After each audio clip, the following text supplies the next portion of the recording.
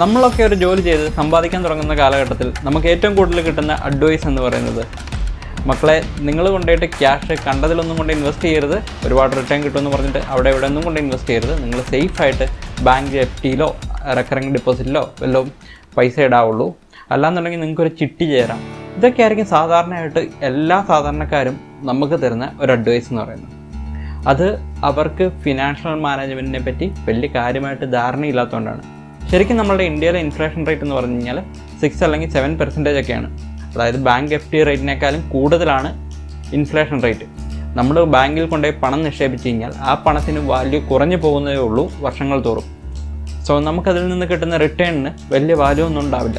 ശരിക്കും നമുക്ക് വർഷം 12 അല്ലെങ്കിൽ 13% റിട്ടേൺ കിട്ടുന്ന നല്ല ഇൻവെസ്റ്റ്മെൻറ്റുകളാണ് ഏറ്റവും കൂടുതൽ നമ്മൾ കണ്ടുപിടിക്കുകയും ചെയ്യുകയും ചെയ്യേണ്ടത്. സോ അങ്ങനെയുള്ള സമയത്ത് നമുക്ക് എല്ലാവർക്കും സിമ്പിളായിട്ട് ഇൻവെസ്റ്റ് ചെയ്യാൻ പറ്റുന്ന ഒരു സംഭവമാണ് മ്യൂച്വൽ ഫണ്ട് എന്ന് പറയുന്നത്. അത് നമ്മളുടെ ബാങ്കിൻ്റെ മൊബൈൽ ആപ്ലിക്കേഷൻ നമ്മൾ ഡൗൺലോഡ് ചെയ്തിട്ട് FDക്കൊക്കെ ക്രിയേറ്റ് ചെയ്യുന്ന പോലെ തന്നെയാണ് ഈ മ്യൂച്വൽ ഫണ്ടിലുള്ള ഇൻവെസ്റ്റ്മെൻറ്റുകളും. നമുക്ക് ഒന്നെങ്കിൽ ഒരു സിംഗിൾ ടൈമായിട്ട് നമുക്ക് ഇൻവെസ്റ്റ് ചെയ്യാം, അല്ലാന്നുണ്ടെങ്കിൽ ഒരു റെക്കറിംഗ് ആയിട്ട് നമ്മൾ ഇൻവെസ്റ്റ് ചെയ്യുന്നത് SIP എന്നാണ് അതിന് പറയാം. അതുപോലെ നമുക്ക് മാസമോ അല്ലെങ്കിൽ വീക്കിലിയോ നമ്മുടെ ഇഷ്ടത്തിനനുസരിച്ച് നമുക്ക് ഇൻവെസ്റ്റ് ചെയ്യാം. 500 രൂപ മുതൽ നമുക്ക് ഇൻവെസ്റ്റ് ചെയ്യാൻ പറ്റും. അത് ശരിക്കും പറഞ്ഞു കഴിഞ്ഞാൽ നല്ല നല്ല ഫണ്ടുകൾ കണ്ടുപിടിച്ചിട്ട് നമുക്ക് ഇൻവെസ്റ്റ് ചെയ്യാം. റിസ്ക് കുറഞ്ഞ ഫണ്ടുകളുണ്ട്, റിസ്ക് കൂടിയ ഫണ്ടുണ്ട്. ഈ ഫണ്ടുകൾ എന്താ ചെയ്യുന്നത് വെച്ച് കഴിഞ്ഞാൽ ഓരോ കമ്പനികളും ബാങ്കുകളും ഒക്കെ ആയിരിക്കും ഈ ഫണ്ടുകൾ ഇറക്കുന്നത്. അപ്പം അവരെന്ത് ചെയ്യുന്നു കഴിഞ്ഞാൽ അവിടെ അവർക്ക് നമ്മളുടെ ഈ ഫണ്ട് നല്ല രീതിയിൽ നിക്ഷേപിക്കാൻ 24 മണിക്കൂറും ഇതിനെപ്പറ്റി പഠിച്ചിരിക്കുന്ന അല്ലെങ്കിൽ വർഷങ്ങളായിട്ടുള്ള എക്സ്പീരിയൻസ് ഉള്ള ഫണ്ട് മാനേജേഴ്സ് ഉണ്ട്. അവർ നമ്മളുടെ ഇൻവെസ്റ്റ്മെൻറ്റ് എടുത്തിട്ട് കോടിക്കണക്കിന്, അതായത് നമ്മളെപ്പോലെ 100 കണക്കിന് ആൾക്കാർ അല്ലെങ്കിൽ 1000 കണക്കിന് ആൾക്കാരുടെ ഇൻവെസ്റ്റ്മെൻറ്റാണ് ഇവർ കളക്ട് ചെയ്യുന്നത്. അത് 5000 കോടി 10000 കോടി രൂപയൊക്കെ ഉണ്ടാവും ഓരോ ഫണ്ട് മാനേജറുടെ കയ്യിലും. അപ്പോൾ ഈ ഫണ്ട് അവർ നല്ല നല്ല സ്റ്റോക്കുകളിൽ ഇൻവെസ്റ്റ് ചെയ്യും, അല്ലെങ്കിൽ നല്ല നല്ല ബോണ്ടുകളിലൊക്കെ ഇൻവെസ്റ്റ് ചെയ്യും. അത് നമുക്ക് നമ്മളുടെ മ്യൂച്വൽ ഫണ്ട് സെലക്ട് ചെയ്യുന്ന സമയത്ത് തന്നെ നമുക്ക് ചൂസ് ചെയ്യാം. അത് റിസ്ക് ഉള്ള ഫണ്ടാണോ, റിസ്ക് കുറഞ്ഞ ഫണ്ടാണോ, സ്റ്റേബിൾ ആയിട്ടുള്ള എന്തിലാണ് അവർ ഇൻവെസ്റ്റ് ചെയ്യുന്നത്, ഈ കാര്യങ്ങളെല്ലാം നമുക്ക് ആ മ്യൂച്വൽ ഫണ്ടിൻ്റെ ഡീറ്റെയിൽസിൽ നമുക്ക് അറിയാൻ പറ്റും. സോ അങ്ങനെ നമ്മൾ ഇൻവെസ്റ്റ് ചെയ്യുന്നു, നമ്മൾ നമ്മുടെ ഫണ്ട് ഇൻവെസ്റ്റ് ചെയ്യുന്നു. അവർ മാർക്കറ്റ് അനുസരിച്ച് ഈ ഫണ്ടിനെ മാനേജ് ചെയ്യുന്നു. അതായത് ഇത് നല്ല രീതിയിലുള്ള ഇൻവെസ്റ്റ്മെൻറ്റുകൾ നടത്തുന്നു, വിൽക്കേണ്ട സമയത്ത് വിൽക്കുന്നു, വാങ്ങിക്കേണ്ട സമയത്ത് വാങ്ങിക്കുന്നു, അങ്ങനെ നല്ല ഇൻവെസ്റ്റ്മെൻറ്റുകൾ നടത്തുന്നു. സോ നമുക്കൊരു ആവറേജ് 13, 14, 15% റിട്ടേൺ കിട്ടും. ചില ഫണ്ടുകളെന്ന് പറയുമ്പോഴത്തേക്ക് റിസ്ക് കൂടിയ ഫണ്ടുകളാണ്, അത് 20-30% വരെ ആവറേജ് റിട്ടേൺ തരാറുണ്ട്. നമ്മൾ ആസ് എ ന്യൂ ഇൻവെസ്റ്റർ ഒരിക്കലും ഹൈ റിസ്ക് ഹൈ റിവാർഡായിട്ടുള്ള ഇൻവെസ്റ്റ്മെൻറ്റുകളിലേക്ക് പോകേണ്ട ആവശ്യമില്ല. നമുക്ക് ചെറിയ രീതിയിൽ തുടങ്ങാം. ആസ് എ ബിഗിനർ നമ്മൾ ജോലി ചെയ്ത് കിട്ടുന്നതിൽ നിന്ന് നമുക്ക് ഒരു 500 രൂപ വീതം മാറ്റി വെച്ചാൽ പോലും, ഇപ്പം ഒരു 20 വയസ്സുള്ള ഒരാൾ ഒരു ജോലിക്ക് കയറി, അല്ലെങ്കിൽ 22 വയസ്സിൽ ജോലിക്ക് കയറി, അയാൾ 500 രൂപ വീതം ഒരു SIPയിൽ നിക്ഷേപിച്ചാൽ അതിനൊരു 16% റിട്ടേൺ ഉണ്ടെന്ന് വിചാരിക്കുക, ഇയർലി റിട്ടേൺ എന്ന് വിചാരിക്കുക. അങ്ങനെ ഉണ്ടെങ്കിൽ തന്നെ അത് ഇയാൾ ഈ 500 രൂപ വീതം എല്ലാ മാസവും ഒരു 30 വർഷത്തേക്ക് നിക്ഷേപിച്ചാൽ ഒരു 1.5 ലക്ഷം രൂപയ്ക്ക് മുകളിലുള്ള പുള്ളി നിക്ഷേപിക്കുന്നില്ല, പക്ഷേ 44 ലക്ഷം രൂപയാണ് അയാളുടെ റിട്ടേൺ എന്ന് പറയുന്നത്. ശരിക്കും നിങ്ങൾക്ക് തന്നെ കാൽക്കുലേറ്റ് ചെയ്യാം. SIP കാൽക്കുലേറ്റേഴ്സ് എന്ന് പറഞ്ഞാൽ ഒരുപാട് കാൽക്കുലേറ്റേഴ്സ് ഉണ്ട്.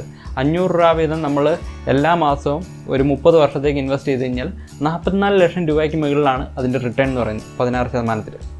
സോ നമ്മൾ ഈ 500 രൂപ ഇൻവെസ്റ്റ് ചെയ്യുന്നു, അതിൻ്റെ പലിശയും കൂടെ കൂട്ടിയാണ് അടുത്ത പ്രാവശ്യം നമ്മുടെ ഇൻവെസ്റ്റ്മെൻറ്റ് ഗ്രോ ആകുന്നത്. അങ്ങനെയാണ് ഈ 44 ലക്ഷത്തിലേക്ക് ആകുന്നത്.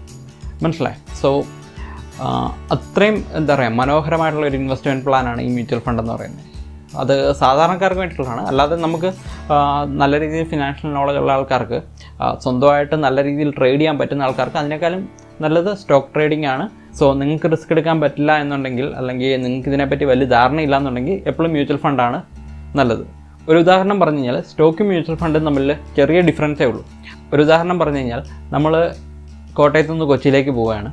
അപ്പം നമ്മുടെ കാറിൽ നമ്മൾ തന്നെ ഡ്രൈവ് ചെയ്ത് നമ്മൾ കോട്ടയത്തു നിന്ന് കൊച്ചിയിലേക്ക് പോകുന്നതിനെ സ്റ്റോക്ക് ഇൻവെസ്റ്റ്മെൻ്റ് എന്നും, നമ്മളൊരു ബസ്സിൽ കയറിയിട്ട് ടിക്കറ്റ് എടുത്തിട്ട് നേരെ കൊച്ചിയിൽ പോയി ഇറങ്ങുന്നതിനെ മ്യൂച്വൽ ഫണ്ടെന്നും വേണേൽ പറയാം. കാരണം ആ സമയത്ത് നമ്മുടെ ഫണ്ട് മാനേജ് ചെയ്യുന്നത് വേറൊരാളാണ്.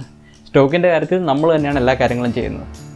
സോ അതാണ് സിമ്പിളായിട്ടുള്ള മ്യൂച്വൽ ഫണ്ട് സ്റ്റോക്ക് തമ്മിലുള്ള ഒരു ഡിഫറൻസ്. സോ നിങ്ങൾക്ക് ഫിനാൻഷ്യലി വലിയ നോളജ് ഇല്ല, അല്ലെങ്കിൽ നല്ല സ്റ്റോക്കുകൾ ഐഡൻറ്റിഫൈ ചെയ്യാൻ പറ്റുന്നില്ല, അങ്ങനെയുള്ള പ്രശ്നങ്ങളുള്ള ആൾക്കാർ എപ്പോഴും തുടങ്ങേണ്ടത് മ്യൂച്വൽ ഫണ്ടിലാണ്.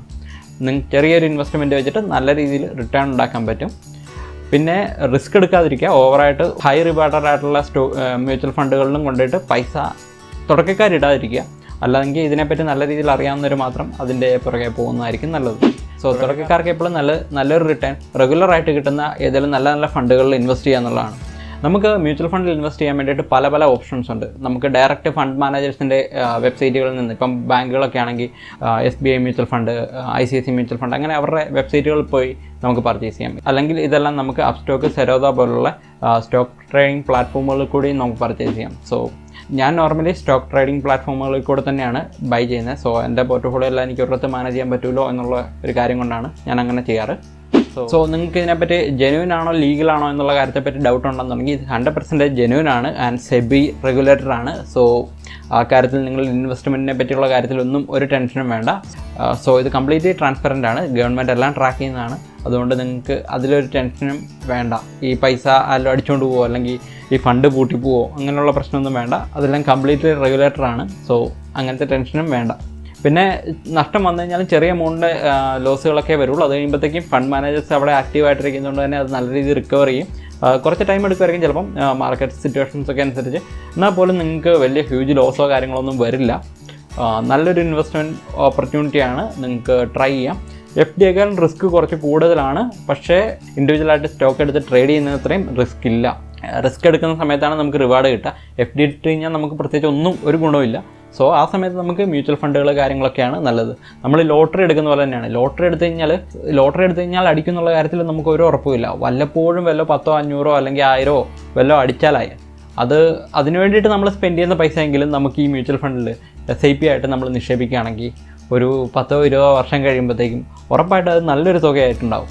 സോ മ്യൂച്വൽ ഫണ്ട് എന്താണെന്നും അതിലെങ്ങനെ ഇൻവെസ്റ്റ് ചെയ്യാം എന്നുള്ളതിനെ പറ്റിയുള്ള ചെറിയൊരു ധാരണ നിങ്ങൾക്ക് ഈ വീഡിയോയിൽ നിന്ന് കിട്ടിയിട്ടുണ്ടാവുമെന്ന് വിചാരിക്കുന്നു. ഞാൻ മ്യൂച്വൽ ഫണ്ടിൽ ഇൻവെസ്റ്റ് ചെയ്യാൻ പറ്റുന്ന കുറച്ച് ആപ്പുകളുടെ, അതായത് സെറോദയുടെ കോയിൻ, പിന്നെ അപ്സ്റ്റോക്കിൽ നമുക്ക് ഡയറക്റ്റ് ചെയ്യാൻ പറ്റും, പിന്നെ ഗ്രോ, ഈ 3 ആപ്പിൻ്റെ ലിങ്ക് ഞാൻ ഡിസ്ക്രിപ്ഷനിലും ഫസ്റ്റ് കമൻറ്റിലും കൊടുത്തിരിക്കാം. സോ നിങ്ങൾക്ക് ചെക്കൗട്ട് ചെയ്യാവുന്നതാണ്. ഞാൻ എപ്പോഴും പറയുന്നത് ഞാനൊരു ഫിനാൻഷ്യൽ അഡ്വൈസർ അല്ല. ഇത് എൻ്റെ അനുഭവത്തിൽ ഞാൻ ചെയ്ത് നോക്കിയ കാര്യങ്ങളൊക്കെ വെച്ചിട്ടാണ് ഞാൻ ഈ വീഡിയോസ് ചെയ്യുക. പിന്നെ നിങ്ങൾക്കൊരു ഇൻഫർമേഷൻ എന്നുള്ള രീതിയിൽ പറഞ്ഞു തരുന്നതാണ്. സോ നിങ്ങൾ ഇതിനെപ്പറ്റി പഠിച്ചിട്ട് എന്താണ് മ്യൂച്വൽ ഫണ്ട് എന്നുള്ളതിനെപ്പറ്റി നല്ല രീതിയിൽ പഠിച്ചിട്ട് മാത്രം ഇൻവെസ്റ്റ് ചെയ്യുക. So hope you like this video and we'll see you in the next one.